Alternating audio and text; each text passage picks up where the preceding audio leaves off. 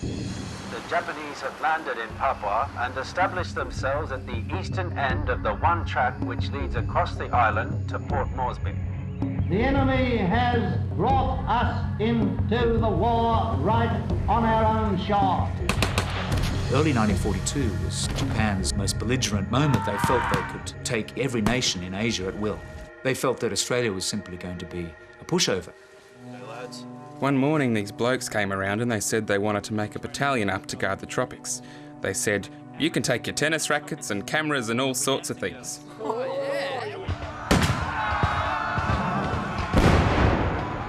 It's frightening, really, but you don't feel it at the time.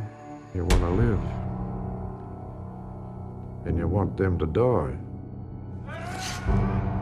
こんな若い兵隊をなんで殺さなきゃならんだ。だけども殺さなきゃ自分が殺されるから。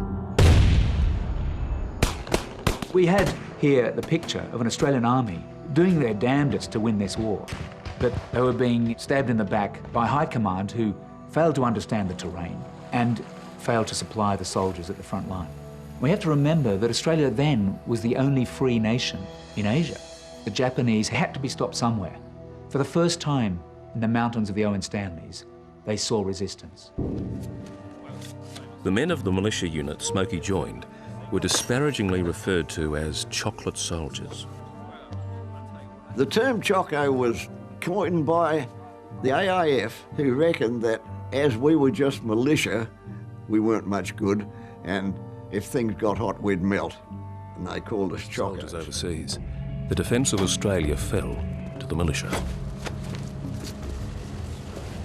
While still in training at Bacchus Marsh in Victoria, Smokey's unit sent the militia to defend Port Moresby.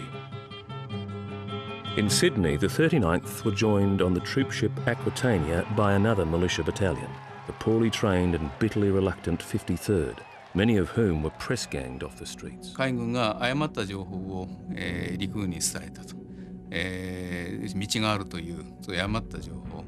陸軍の中でもそのわずかな距離なんだから難しくないだろうというその安直な。Believed that a road should be built from Port Moresby to Kokoda, and this would enable supply to get through more easily.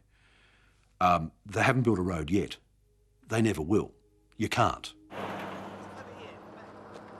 Up in Port Moresby, Chester Wilmot recorded a radio report for the ABC.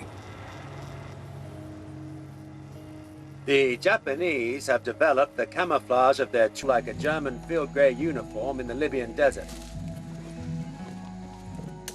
The 39th retreated along the Kokoda track, up into the dense jungle of Isirava, high in the mountains above Kokoda.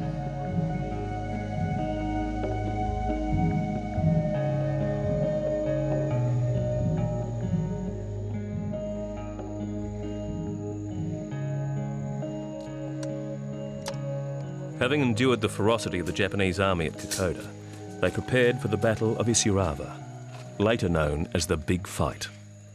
And it was just wait and looking and waiting and looking and sitting there overnight. Is there anyone out there, you know?